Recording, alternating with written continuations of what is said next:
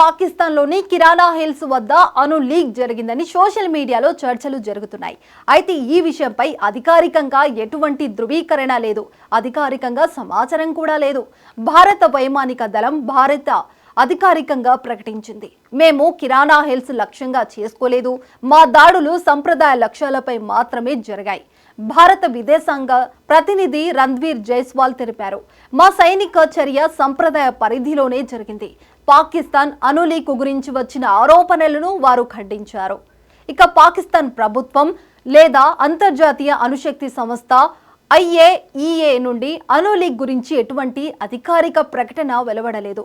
Social మీడియాలో పాకిస్తాన్లో అణు లీక్ జరిగిందని, ప్రజలు రేడియేషన్ లక్షణాలతో బాధపడుతున్నారని పుకార్లు వ్యాపిస్తున్నాయి. అయితే ఈ పుకార్లకు ఆధారంగా చూపబడిన పత్రాలు నకిలీగా నిర్ధారించబడ్డాయి. ఉదాహరణకు రేడియోలాజికల్ సేఫ్టీ బులెటిన్ అనే పేరుతో వైరల్ అయిన పత్రం నకిలీగా తేలింది. అమెరికా నుండి వచ్చిన రేడియేషన్ మానిటరింగ్ విమానం పాకిస్తాన్ మీదుగా ప్రయాణించిందని నివేదికలు ఉన్నాయి. అయితే ఇది సాధారణ జాగ్రత్త చర్యగా భావించబడుతుంది. ఇక ప్రస్తుతం పాకిస్తాన్లో అణు లీక్ జరిగిందని ఎటువంటి అధికారిక ధృవీకరణ లేదు. సోషల్ మీడియాలో వ్యాపిస్తున్న పుకార్లకు ఆధారాలు లేవు. అంతర్జాతీయ సంస్థలు మరియు ప్రభుత్వాలు ఈ విషయాన్ని సమగ్రంగా పరిశీలిస్తున్నాయి.